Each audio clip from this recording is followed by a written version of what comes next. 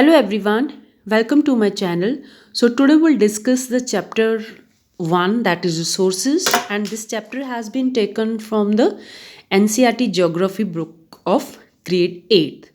So the name of the chapter is resources. So let's get started.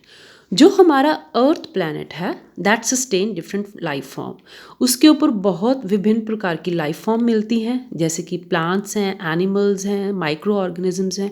So it sustain different life form. ये क्यों different life form जो है sustain हो रही है सिर्फ अर्थ के ऊपर ही, क्यों किसी और प्लैनेट के ऊपर डिफरेंट लाइफ फॉर्म नहीं है? क्योंकि जो हमारा अर्थ है वहाँ पे जो है ऑक्सीजन पाई जाती है. So oxygen is very important for the sustenance of life. हमारी अर्थ के ऊपर वाटर है, सुइटेबल टेम्परेचर है. तो ये सब जो है कंडीशंस हैं that sustain different life forms, right. तो जो हमारी अर्थ है उसके ऊपर बहुत सारी चीज़ें हैं, जैसे कि लैंड है, रॉक्स हैं, रिवर्स हैं, प्लांट्स एंड एनिमल्स हैं. तो ये सब हमारे लिए क्या है? ये सब हमारे लिए गिफ्ट हैं जो हमें नेचर ने दिए हैं. तो बहुत साल पहले, मतलब जो हमारी ह्यूमन नॉलेज थी अबाउट सराउंडिंग, ये बहुत ही कम थी. ठीक है, हमारी सराउंडिंग के बारे में नॉलेज कम थी और जो इंसान है उसकी ज़रूरतें भी बहुत लिमिटेड थी, राइट. जैसे आज के इंसान की ज़रूरतें हैं, उसको लैपटॉप चाहिए, फ़ोन चाहिए, उसको मीन्स ऑफ ट्रांसपोर्ट चाहिए. लेकिन अर्लियर ये मैन के पास इतनी उसकी नीड्स नहीं थी, क्योंकि उसको नॉलेज अबाउट सराउंडिंग भी बहुत कम थी और उसकी ज़रूरतें भी कम थी. So man was totally dependent on nature. जैसे उसको नेचर चीज़ें प्रोवाइड कर रही थी, इंसान उसको उसी तरीके से यूज़ कर रहा था. लेकिन विद पैसेज ऑफ टाइम, जैसे टाइम बढ़ता गया, ह्यूमंस की observation, experience, curiosity and acquired skill, तो जो जैसे जैसे ह्यूमन स्पीशीज़ की जो है रेस है वो भी अच्छी होती गई, उसकी ऑब्जर्वेशन अच्छी होती गई, उसको उस चीज़ का, अर्थ के ऊपर रहने का अच्छा एक्सपीरियंस हो गया और उसको कुछ जानने की इच्छा थी या कुछ उसने अपने स्किल्स को, अपने आप को अपग्रेड किया. तो उसने क्या किया, जो जितने भी हमारे गिफ्ट थे, कौन से गिफ्ट थे? This land, rock, river, plants and animal, उसको क्या किया? It converted gift into useful resources. तो उससे जो है बहुत सारे यूजफुल रिसोर्सेज बन गए, राइट. जैसे कि रॉक से हमें बहुत सारे क्या मिलते हैं, बहुत सारे एलिमेंट्स मिलते हैं. ठीक है, रिवर से जो है हमें जो है अपनी हाइड्रोलॉजिकल एनर्जी को बना सकते हैं, राइट. प्लांट से हमें फर्नीचर मिलता है, राइट. वुड मिलती है जिससे हम फर्नीचर बनाते हैं. तो इस तरीके से जो है उसने हर गिफ्ट को जो है यूजफुल रिसोर्स में कन्वर्ट कर लिया. तो means, so what are resources? तो रिसोर्सेज क्या है? All the objects in the environment which are useful to man and have a value are called resources. ऐसी वो हर चीज़ जो हमारे इन्वायरमेंट में है और that is useful to us and have a value. Value means किसी चीज़ का वर्थ होना, राइट. कोई भी ऐसी चीज़ जो हमें यूजफुल है और उसकी कोई लाइफ में वैल्यू है, they are called as resources. Every resource has its own utility. जितने भी रिसोर्स हैं उन सबकी कोई ना कोई यूटिलिटी होती है. तो आपके पास एक यूटेंसिल है, वो भी आपके लिए रिसोर्स है. उसकी यूटिलिटी क्या है? आपके किचन में जो है कोई काम आप कर ही नहीं सकते बिना यूटेंसिल्स के. पेपर है, उसकी यूटिलिटी है, आपको लिखने के लिए पेपर की ही ज़रूरत पड़ेगी. पानी है, उसकी यूटिलिटी है, आपको अपनी प्यास बुझानी है तो आपको पानी का ही इस्तेमाल करना पड़ेगा, right. So all the objects in the environment which are useful to man, utensils क्या हैं? अभी हमें यूजफुल है, they have a value, value है उनकी, राइट. सो उनकी कोई कीमत है, like the pencil, rubber, knife. जब तक आपके पास नाइफ था, आपको ये नहीं पता था कि इससे कटिंग हो सकती है, तो तब तक जो है आपके लिए ये रिसोर्स नहीं था. अब आपके पास नाइफ है और आपको इसकी वैल्यू पता चल गई है कि ये आपके लिए एप्पल काट सकता है, आपके लिए आलू काट सकता है, तो ये आप आलू से चिप्स बना सकते हैं. तो मीन्स अब आपके लिए नाइफ क्या हो गया? एक रिसोर्स बन गया है, क्योंकि it is useful to you and it has some value. Now, when one comes to know of the use of a thing or a substance, that it becomes a resource. जब किसी को पता चल जाता है कि किसी चीज़ का यूज़ क्या है, then it become a resource. अब आपके पास नाइफ का क्या यूज़ है कि आपको कटिंग के काम आता है, इसलिए जो है अब आपके लिए नाइफ भी एक रिसोर्स बन गया है, राइट.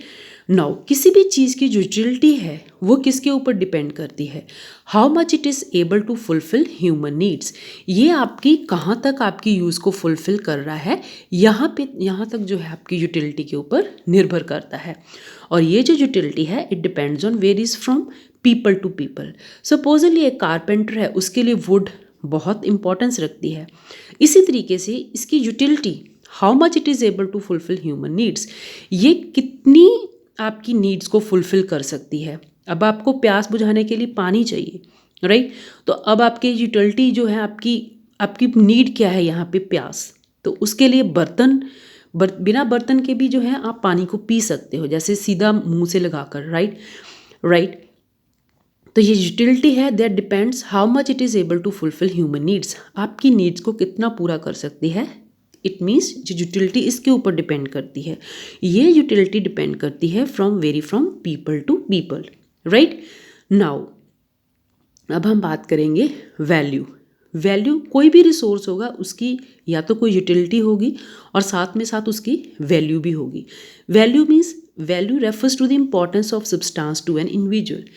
आपके लिए कोई सब्सटेंस कितना इंपॉर्टेंस रखती है, दैट इज़ कॉल्ड वैल्यू। जैसे कि ये वैल्यू हो सकती है economic value of a resource, aesthetic value of a resource, ethical value of a resource. जैसे कि अगर मैं बात करूँ, book is valuable source for teacher. किसी स्टूडेंट के लिए या टीचर के लिए बुक एक वैल्यूएबल रिसोर्स है। किसी कारपेंटर के लिए वुड एक वैल्यूएबल रिसोर्स है। शायद वो आपके लिए इंपॉर्टेंस ना रखता हो, लेकिन एक कारपेंटर के लिए तो वुड बहुत इंपॉर्टेंट है, राइट। इसी तरीके से शेफ़ के लिए एक नाइफ़ की बहुत इंपॉर्टेंस है। So the knife that is having value. ये वैल्यू कितने टाइप की हो सकती है, ये वैल्यू हो सकती है इकोनॉमिक वैल्यू। जैसे कि पेट्रोल है, पेट्रोल की इकोनॉमिक वैल्यू है, सारी एक्सचेंज पेट्रोल के थ्रू होती है, राइट। यहाँ पे जहाँ पे लेन देन का होता है, यहाँ पे पैसा आता है, that is called economic value, petrol जैसे कि एग्जांपल आती है। दूसरी वैल्यू हो सकती है aesthetic value. Aesthetic value means दिखने में कोई चीज़ खूबसूरत है, भले उसकी पैसे का साथ कोई मोल ना हो, राइट। जैसे वैल्यू ऑफ फ्लावर्स, जैसे कि बहुत सारे लोग कश्मीर घूमने जाते हैं, राइट। तो वहाँ पे जो वादियाँ हैं वो जो है एक एस्थेटिक वैल्यू है, तभी तो लोग वहाँ पे देखने जाते हैं, राइट। तो दूसरी जो हमारी वैल्यू है वो है एथिकल वैल्यू। तो हमें पता है कि with the consumption of fossil fuels there is a global warming.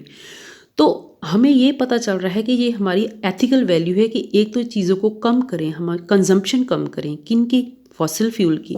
तो ये हमारी एक एथिकल वैल्यू है ताकि जो है ग्लोबल वार्मिंग कम हो सके। अब हम कुछ टर्म्स को पढ़ेंगे, जैसे कि stock. So when an object is not utilised by man it remains as a stock. जैसे कि आप घर पे जो है 5 किलो चीनी लेके आए हो, राइट। अभी तक आपने चीनी को यूज़ नहीं किया है, तो पैकेट वैसे ही पड़ा है। So what is that packet, that is a stock. अभी तक आपने उसको यूटिलाइज नहीं किया। नाउ रिजर्व क्या होता है, is part of stock that can be put to use in the future with the development of appropriate technology. तो रिजर्व क्या होता है, एक पार्ट ऑफ स्टॉक होता है ताकि जो है हम उसको यूज़ कर सकें इन the future with the development of appropriate technology. तो स्टॉक जो हमारे पास सारे टोटल रिसोर्स हैं, हम उसको स्टॉक बोल सकते हैं, लेकिन उसमें से कुछ चीज़ें ऐसी भी होंगी जिस चीज़ों को हम यूज़ अभी नहीं कर पा रहे हैं, राइट। तो जब हमारे पास कोई अप्रोप्रिएट टेक्नोलॉजी होगी, हम उस चीज़ को यूटिलाइज कर सकेंगे, तब जो है हम जो पार्ट उसको यूज़ करेंगे that can be put use. Stock का वो पार्ट जिसको हम फ्यूचर में यूज़ कर सकते हैं, कैसे, with the development of appropriate technology. जैसे कि अगर मैं बोलूँ कि हमारे पास विंड एनर्जी है, विंड है, तो हमारे पास विंड का स्टॉक तो है, लेकिन अभी तक हम उसको यूज़ ही नहीं कर पाए। बहुत साल पहले जो है तब तक हम उसको यूज़ ही नहीं कर पाए। जैसे जैसे हमने उसको यूज़ करना शुरू किया with the appropriate development of technology, इंसान को समझ आई कि इस विंड को कैसे यूज़ करना है। सो जैसे जैसे हम जिस पार्ट ऑफ विंड को यूज़ कर रहे थे that was becoming the reserve, क्योंकि उस रिजर्व क्या होता है, पार्ट ऑफ स्टॉक। स्टॉक जो होता है ज़्यादा होता है, स्टॉक के कुछ भाग को जिसको हम यूज़ कर पाएंगे with the development of technology that is called as reserve, right. The next thing is the need and aspiration of the people are not the same and change with time. किसी भी चीज़ की जो ज़रूरत है या aspiration of people है, they are not same. ये जो है सारी सेम नहीं होती हैं, दे चेंज विद टाइम। जैसे कि आपके पास एक दादी माँ के नुस्खे हैं, लेकिन आप उसको यूज़ नहीं कर रहे हो। जैसे ही कोई आपको जैसे खांसी आती है, सबको पता है कि जो है अदरक का जूस जो है शहद में मिलाकर जो है हम उसको पियेंगे तो हमारी खांसी दूर हो जाएगी। लेकिन अभी तक आपको खांसी आई ही नहीं, तो आप शहद और जो है अदरक को सेवन ही नहीं करोगे। लेकिन जब आपको उसकी ज़रूरत पड़ेगी या आपकी कोई एस्पिरेशन होगी तो ये चेंज होगी, तभी हम जो है अदरक और शहद का जूस पियेंगे। Now the development and value of resource depend on, किसी भी चीज़ की जो डेवलपमेंट होनी है और उसी चीज़ की जो वैल्यू है वो किसके ऊपर डिपेंड करती है। अवेलेबल ऑफ नेचुरल रिसोर्सेज, आपके पास कितने नेचुरल रिसोर्सेज हैं, आपकी नीड क्या है और आपकी एस्पिरेशन ऑफ पीपल क्या है। मीन्स लोग उसको यूज़ करना भी चाहते हैं या नहीं, लोगों में ज़रूरत भी है या नहीं। तो जिस चीज़ की हम बात कर रहे हैं कि अब वो नेचुरल रिसोर्स अवेलेबल भी है या नहीं। जो रिसोर्स की यूटिलाइजेशन होती है, किसी भी रिसोर्स को हम यूज़ करेंगे वो किसके ऊपर डिपेंड करेगी। असेसिबिलिटी टू अ रीजन, आपके एरिया के पास कितना वो पास पड़ता है ताकि आप उस रिसोर्स को यूज़ कर सको, right. Now cost of developing a resource, अगर cost of developing a resource आप अफोर्ड नहीं कर पा रहे हो तो आप उस रिसोर्स को भी नहीं यूटिलाइज कर पाओगे। जैसे कि अगर आपके पास पेट्रोल भरने के लिए पैसे नहीं हैं तो आप जो है मोटरसाइकिल का यूज़ नहीं कर सकते, because you don't have the cost of developing a resource. तीसरी बात है टेक्नोलॉजिकल डेवलपमेंट, जब तक जो आपके पास टेक्नोलॉजिकल डेवलपमेंट नहीं है तब तक आप रिसोर्स यूटिलाइज नहीं कर सकते हो। जैसे कि आयरन ओर है, आयरन ओर से आप जो है आयरन नहीं तब तक निकाल सकते जब तक आपके पास कोई अच्छी टेक्नोलॉजी नहीं है। इंस्टीट्यूशन फॉर रिसोर्स डेवलपमेंट, तो आपके पास जो किसी रिसोर्स को यूटिलाइज़ करना है उसके लिए इंस्टीट्यूशन भी होने चाहिए ताकि उसकी रिसोर्स की डेवलपमेंट हो सके।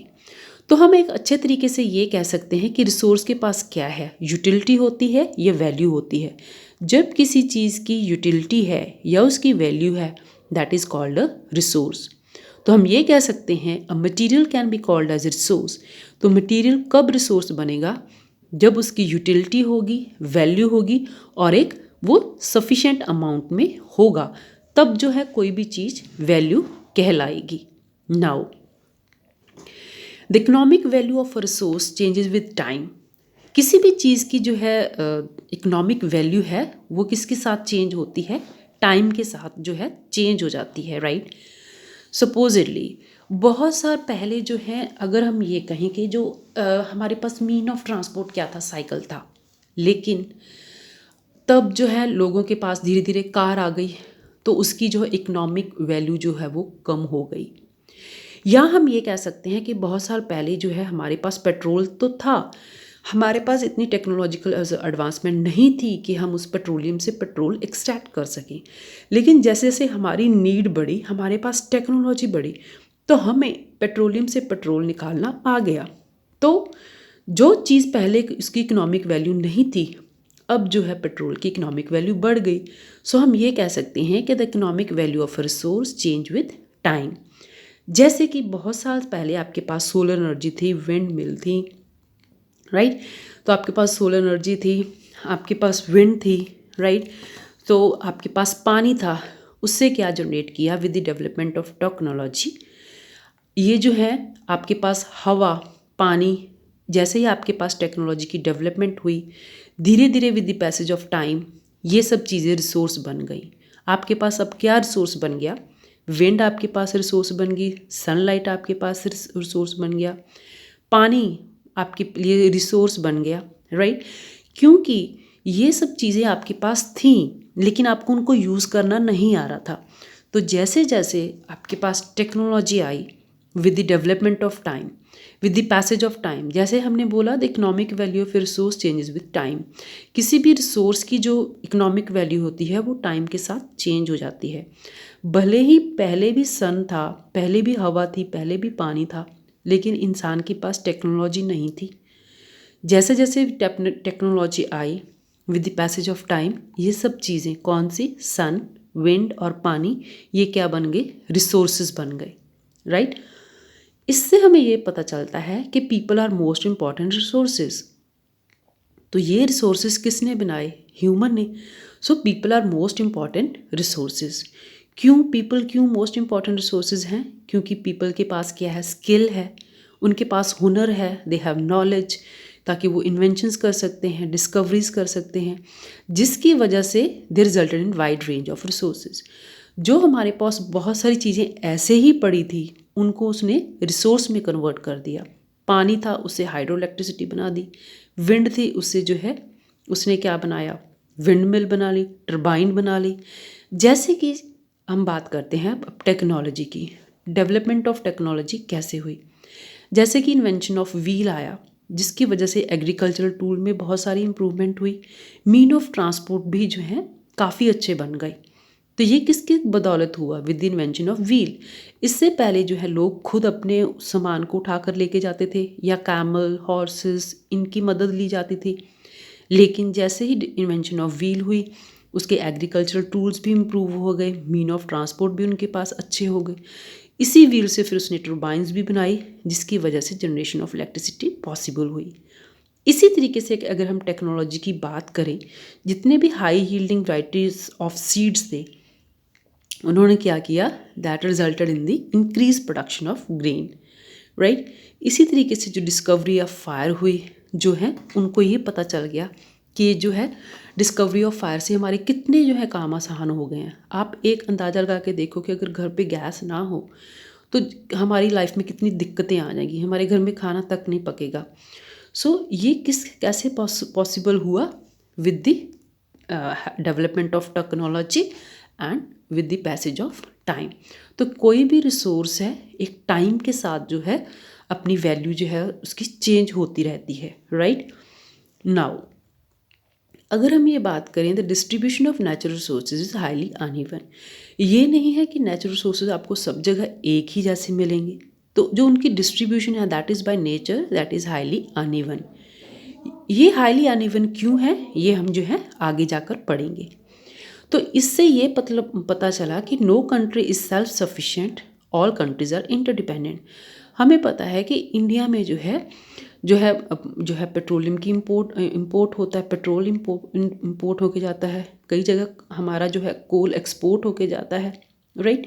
तो इससे हमें ये पता चलता है कि कोई भी कंट्री है वो सेल्फ सफिशिएंट नहीं है, क्योंकि डिस्ट्रीब्यूशन ऑफ नेचुरल रिसोर्सेज है वो हाईली अनइवन है। एक ही जगह पे सारे रिसोर्सेज नहीं है, कोई इस जगह पे कुछ है, जैसे कि हर चीज़ जो है आपको अलग अलग जगह पे मिलेगी। Exchange of resources necessary for economic development.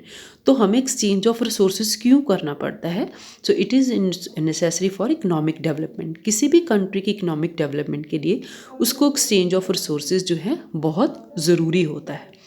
अब हम बात करते हैं types of resources. Type of resources में अगर हम बात करें तो हमारे पास जो है वो है natural resources, man made resources, human resources.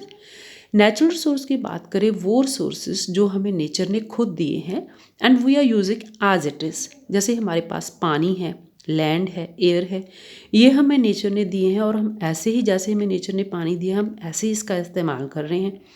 Land है, हम उसके ऊपर जो है फसलें उगा रहे हैं। एयर है जो हम ब्रीदिंग पर्पस के लिए यूज़ कर रहे हैं।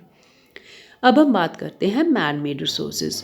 कुछ रिसोर्सेज नेचर में तो दिए हैं, लेकिन जब तक हम उसको मॉडिफाई नहीं कर पाएंगे तब तक वो रिसोर्स नहीं कहलाएंगे। जैसे कि हम उसी नेचुरल रिसोर्सेज को यूज़ करके क्या बना रहे हैं, बिल्डिंग बना रहे हैं, टेक्नोलॉजी को एडवांसमेंट कर रहे हैं, इंस्टीट्यूशन बना रहे हैं। अगर हम मैन मेड रिसोर्सेज की बात करें, जैसे कि ऑयल को एक्सट्रैक्ट किया जाता है from seeds of jatropha plant. ये एक साउथ इंडिया में जो है प्लांट मिलता है जिससे जो है ऑयल को एक्सट्रैक्ट किया जाता है। मीन्स सीड्स तो अवेलेबल थे, लेकिन उससे ऑयल कैसे बनेगा, ये it was man made resources, right. जो हमारी टेक्नोलॉजी है वो भी ह्यूमन मेड रिसोर्सेज है। मैन मेड रिसोर्सेज भी कह सकते हो आप, ह्यूमन मेड रिसोर्सेज भी कह सकते हो। तीसरा जो हमारा आता है रिसोर्स, वो है human resource. Human resource, people as such they are called the human resource. Human resource में जैसे आपके पास कोई स्पेशलाइज स्किल है, एक डॉक्टर है वो ट्रीटमेंट कर सकता है, बीमार पेशेंट का इलाज कर सकता है, उसके पास वो स्किल है, that is a human resource. आपके पास इंटेलिजेंस है, आप किसी भी प्रॉब्लम को सॉल्व कर सकते हो, that means you are a human resource. आप देश की बहुत सारी प्रॉब्लम्स को सॉल्व कर सकते हो, that means you have intelligence, you are a human resource. Entrepreneurship, जो लोग जो हैं काफ़ी अच्छे लेवल पे बिजनेस करते हैं, जिसकी वजह से जो है काफ़ी सारे पैसों का आदान प्रदान होता है, that is also called as human resource. Human resource की जो क्वालिटी है, राइट, जो हमारे ह्यूमन रिसोर्स की क्वालिटी है वो हम कैसे इम्प्रूव कर सकते हैं? बाय एजुकेशन और बाय वोकेशनल ट्रेनिंग। अगर आपके पास ह्यूमन रिसोर्स हैं, उनको अगर आपसे उनको कंप्यूटर का जो है काम करवाना है, सपोजली आपने +2 तक किया है, लेकिन आपको जो है आगे थोड़ा सा कोर्स करके आपको अच्छी खासी कंपनी में जॉब देनी है, so will do a vocational training. दूसरी तरीके से आपके पास एक कोई आपको हेल्पिंग हैंड चाहिए, जैसे ऑफिस में, तो आपके पास जो है अनएजुकेटेड पर्सन है, so you have to do education, you have to educate that person. Means आपने ह्यूमन रिसोर्स की जो है उसको इम्प्रूव कर सकते हो बाय एजुकेशन और by vocational training for specially for any special job, right. ये जो ह्यूमन रिसोर्स की जो हम बात करते हैं, ये क्वालिटी भी होती है, इसमें क्वांटिटी भी होती है। क्वालिटी मीन्स आपके पास जो जितना भी स्किल्ड स्टाफ है उसके पास काफ़ी अच्छी एजुकेशन है। क्वांटिटी, आपके पास लेबर है, आपके पास काफ़ी नंबर ऑफ पर्सन्स हैं that are making to the labour. Quantity means number, quality means skill, आपके पास कितने अच्छे स्किल्स हैं, राइट। अब हम बात करते हैं what is human resource development. Human resource development क्या होता है? Improving the quality of people skill to create more resources. किसी भी ह्यूमन स्किल को, this is improving the quality of people skill, लोगों के स्किल को इम्प्रूव करना ताकि to create more resources from that, right. जैसे कि एक डॉक्टर है, एक डॉक्टर के अंडर दूसरा डॉक्टर प्रैक्टिस करता है अपने स्किल्स को अच्छे करने के लिए, ज़्यादा एक्सपीरियंस लेने के लिए, ताकि जो है जो वो एक और अच्छा रिसोर्स बन सके। So that is called human resource development. Humans means जो हम लोग खुद हैं, हम people that are making the human resource, right. So improving the quality of people skill to create more sources, that is called human resource development. इसके ऊपर भी जो है आपको क्वेश्चन आ सकता है, what is human resource development. अब जो नेक्स्ट थिंग दैट मैं आपको बोलने जा रही हूँ, that is very very important, that is education and help in making people a valuable resource. तो हमारे पीपल जो ह्यूमन हैं वो एक बहुत ही वैल्यूएबल रिसोर्स हैं। अगर हम उनको एजुकेट नहीं करेंगे, उनकी क्वालिटी को इम्प्रूव नहीं करेंगे, उनकी हेल्थ को इम्प्रूव नहीं करेंगे, तो तब तक वो वैल्यूएबल रिसोर्स नहीं बन सकते हैं। So education and help in making a people valuable resource. जो पीपल हैं कब वैल्यूएबल रिसोर्स बनेंगे? जब हम उनको एजुकेशन देंगे या उनकी हेल्थ को इम्प्रूव करेंगे, then only will be able to make people a valuable resource. अब जो बहुत इंपॉर्टेंट बात मैं वो डिस्कस करने जा रही हूँ, वो आपको क्वेश्चन आता है क्लासिफिकेशन ऑफ रिसोर्सेज। आप रिसोर्सेज को क्लासीफाई कैसे कर सकते हो? जैसे कि मैंने पहले बताया, natural, man made, human resource, that is the most important. सबसे पहले आपको उसको क्लासीफाई करना है। लेकिन अगर आपको किसी और बेसिस के भी ऊपर क्वेश्चन पूछा जाता है, then you have to discuss about this. जैसे कि बेस्ड ऑन द ओरिजिन के ऊपर बायोटिक वो रिसोर्सेज जो आपके पास लिविंग है, that have life. Bio means life, जैसे कि प्लांट्स हो गए, एनिमल्स हो गए, ह्यूमंस हो गए, ये सब क्या है आपके पास? They are biotic resources. Abiotic without life, non living. So you have rocks, minerals, mountains etcetera, ये क्या है आपके पास? ए बायोटिक रिसोर्सेज हैं। अगर हम बात करें बेस्ड ऑन डेवलपमेंट, अगर हम बात करें based on development, you have actual resources, we have potential resources. What is actual resources? Actual resources वो हैं हुज क्वांटिटी इज नोन। आपको उसकी क्वांटिटी पता है और आप उसको यूज़ कर रहे हो, राइट। आप उसको एट प्रेजेंट यूज़ भी कर रहे हो। जैसे कि coal deposit in Ruhr region of Germany, लोग उसको यूज़ कर रहे हैं। पेट्रोलियम इन वेस्ट एशिया, उसको लोग यूज़ करते हैं। Dark soil of Deccan plateau, that is also actual resource. वहाँ पे आपको बहुत सारे रिसोर्सेज मिल रहे हैं, मिनरल्स मिल रहे हैं। Alluvial soil of northern plains, oil field of Assam, ये क्या है? सब आपके पास एक्चुअल रिसोर्स हैं, आपको पता है कि भाई यहाँ पे ये चीज़ मिल रही है और आप इसको यूटिलाइज कर सकते हो और आप इसको कर भी रहे हो, means their value is known and you are using at present. Potential resources means whose entire quantity may not known, आपको नहीं पता इसकी कितनी क्वांटिटी है, not being used at present, आप इसको एट प्रेजेंट यूज़ भी नहीं करते हो, could be use in future. तो आप ये सोचते हो कि हाँ ये चीज़ मेरे पास है लेकिन मैं इसको भी यूज़ भी नहीं कर सकता, लेकिन शायद मेरे पास कुछ कोई ऐसा स्किल आएगा कल को कि मैं इस चीज़ को आगे जाकर यूज़ कर सकता हूँ. जैसे कि यूरेनियम फील्ड हैं वो लद्दाख में पाए जाते हैं, लेकिन लोग कहते हैं कि थोड़ी देर बाद जब हमारे पास एडवांसमेंट ऑफ टेक्नोलॉजी होगी तो हम इस यूरेनियम को यूज़ कर पाएंगे. जो राजस्थान है उसके पास बहुत सारी सोलर एंड विंड एनर्जी है, लेकिन अभी तक हम उनको यूज़ नहीं कर पा रहे हैं, लेकिन विद टाइम शायद हम उसको यूज़ कर पाएँ, क्योंकि अभी तक हमें उसका यूज़ अभी तक हमें नहीं पता. पोटेंशियल मीन्स उसमें पोटेंशियल तो है, लेकिन कब होगा, जब तक उसे कोई सूटेबल टेक्नोलॉजी की जो है सहायता मिल सकेगी. जैसे कि 200 साल पहले हाई स्पीड विंड थी, एक पोटेंशियल रिसोर्स तो थी, लेकिन इसको यूज़ करना कैसे है लोगों को नहीं पता था. लेकिन ये हाई स्पीड विंड क्या पोटेंशियल रिसोर्स क्या बन गई है अब एक्चुअल रिसोर्स, क्योंकि हाई स्पीड विंड जो है एक पोटेंशियल रिसोर्स से एक्चुअल रिसोर्स बन गई जैसे ही हमने विंड मिल से विंड एनर्जी को यूज़ करना शुरू कर दिया. अब हम बात करेंगे on the basis of stock. So this is also very very important and can be ask like classify the resources on the basis of stock. आपके पास स्टॉक कितना है, राइट? एक तो है रीन्यूएबल रिसोर्सेज, आप सबको पता है, विच कैन गेट रीन्यूड और रिप्लेनिश्ड क्विकली. मतलब आप उसको रिन्यू कर सकते हो, अगर आप उसको यूज़ भी कर रहे हो तो वो इस हाथ के साथ नहीं बन रही है. जैसे एक दिन की आपने सुबह सूरज से एनर्जी ली, नेक्स्ट डे आपको फिर मिल जाएगी, थर्ड डे आपको फिर मिलेगी. सो ये हर दिन आपको रिन्यू हो रही है और हर दिन रिप्लेनिश हो रही है, क्विकली रिप्लेनिश हो रही है. इनका सोर्स क्या है? They are unlimited availability. आपके पास सोलर एनर्जी का कितना भंडार है आपको भी नहीं पता, ना ही ये इफ़ेक्ट होती है bye human activities. Solar energy को आप कैसे एक्सप्लॉइट कर पाओगे? नहीं कर पाए. आप इसको जितना मर्जी यूज़ करो, ये अगले दिन फिर जो है सन आता है और हमें अपनी एनर्जी देता है. लेकिन अगर हम रीन्यूएबल रिसोर्सेज की बात करें तो वहाँ पे सोलर एंड विंड एनर्जी हैं जो कि they are not affected by human activities. लेकिन कुछ हमारे पास रीन्यूएबल रिसोर्सेज हैं जिनका ह्यूमन एक्टिविटीज़ का जिनके ऊपर प्रभाव पड़ता है, जैसे कि वाटर हो गया, सॉइल हो गया, फॉरेस्ट हो गया. वाटर हम अच्छे से वाटर को कंजर्व नहीं करेंगे, जैसे कि आजकल जो है सेव वाटर जो है कंपेनिंग चल रही है, तो जो है ये वाटर कभी ख़त्म हो सकता है. सॉइल है, सॉइल जैसे बहुत जगह इरोजन हो रही है, राइट? हम पेस्टिसाइड डाल के इसको पोल्यूट कर रहे हैं, इसकी वर्टिलिटी लूज़ हो रही है, राइट? इसकी प्रजनन शक्ति कम हो रही है. फॉरेस्ट, अगर आप फॉरेस्ट को काट दोगे, डिफॉरेस्टेशन कर दोगे, तो बहुत सारी जो है आपको अपने इन्वायरमेंट में बहुत सारी चेंजेस मिल सकती हैं, right? So careless use can affect stock. इन सब चीज़ों का जो है स्टॉक इफेक्ट हो सकता है. जैसे कि फॉरेस्ट की बात करें, हमारी ही नेग्लिजेंस की वजह से कुछ लोग जो शिकार करते हैं, जो हमारी अर्थ के ऊपर कुछ ऐसी स्पीशीज थी जो ख़त्म हो गई हैं, राइट?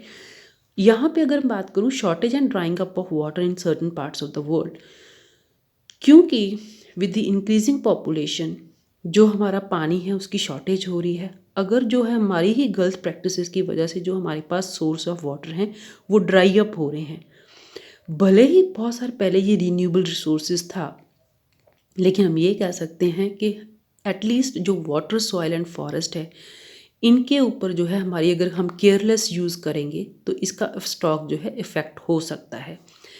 बात करें हम नॉन रीन्यूएबल रिसोर्सेज की, नॉन रीन्यूएबल जैसे हमें पता चलता है नॉन नहीं, रीन्यू नहीं हो सकता, कांट बी रीन्यूड, इसका स्टॉक लिमिटेड है, कांट रीजनरेट इमीडिएटली.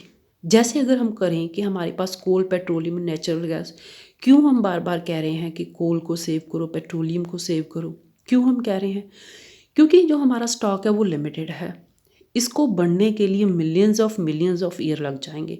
तो एक इंसान की एवरेज एज अगर हम 100 भी लगाएं, तो अगर हम इसको जल्दी से ख़त्म कर देंगे तो हमारे 100 ईयर के पूरे होते होते ये स्टॉक जो है रीजनरेट नहीं हो सकता, because it take million and millions of year. So हम ये कह सकते हैं कि नॉन रीन्यूएबल सोर्स को हम रीन्यू नहीं कर सकते हैं, कि उनका स्टॉक लिमिटेड है और हमको उनको रीजनरेट इमीडिएटली नहीं कर सकते हैं, राइट। तो इसकी एग्जांपल आएगी coal, petroleum and natural gas, and this is very very important and this can be asked in the exam. अब हम बात करते हैं on the basis of distribution. Distribution के ऊपर जो है रिसोर्सेज होते हैं ubiquitous resources and localized. Ubiquitous का मतलब होता है फाउंड एवरीवेयर, आपको हर जगह ये मिलेंगे। लोकलाइज्ड, ये किसी पर्टिकुलर एरिया के ऊपर मिलेंगे, जैसे आयरन, कॉपर और ये जो मिनरल्स आपको एक ही जगह पे अलग अलग जगह पे मिल रहे हैं, लेकिन सब जगह आपको नहीं मिलेंगे।